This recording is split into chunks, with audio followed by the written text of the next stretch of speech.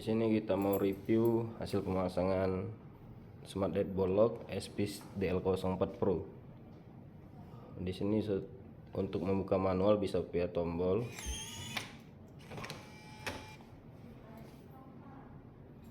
Per 7 sekon ini udah kita setting per 7 detik di auto lock. Untuk bisa membuka lagi bisa juga membuka manual.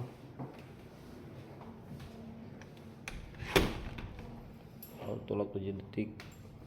Lock. Coba di sini dia dapat e-tab kartunya 2 buah dan kunci manual 2 buah. Fitur yang dibekali SPIS DL04 ini bisa pinjar, kode, dan juga e-tab.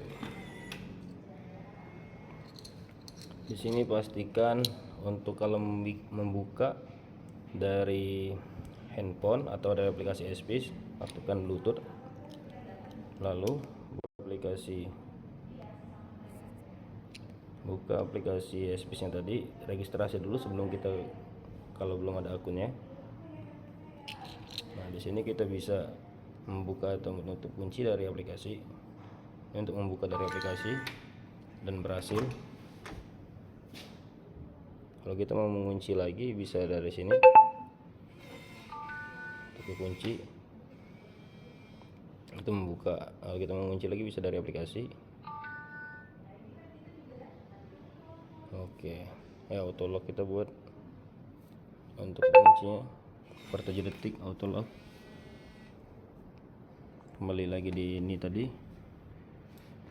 Nah, di sini kita coba buka dulu pedangnya, lidahnya dengan sini pinjar. Ini per 7 detik auto lock. Coba kita ulangi lagi. 1 2 3 4. Sudah kekunci, coba kita tes. Ini udah kekunci. Coba kita buka dulu dari e-tabnya. Dan berhasil. Coba kita buka dengan pinjar. Pastikan kalau untuk daftar pinjar itu sediain 2-3 jari yang ingin digunain untuk daftar pinjar. Nah, ini kan kunci. Coba di sini kan saya daftarin kode paksa. Andaikan ini e-tab ketinggalan, kunci manual ketinggalan, ini bisa pakai kode paksa. Di sini saya daftarin kode paksanya di 6 digit, angka 16 kali.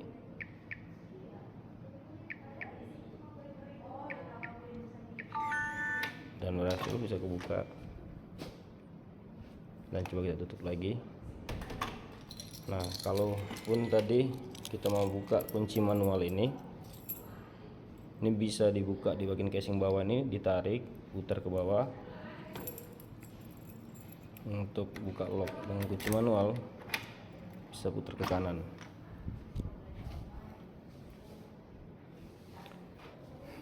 Untuk di sini kan di aplikasi SPIS ini ada indikator lampiran berapa persen baterai yang tersisa. Di sini 74%.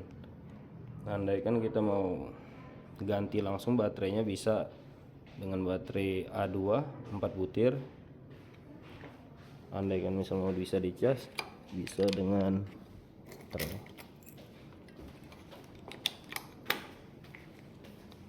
sini ada type C di bawah.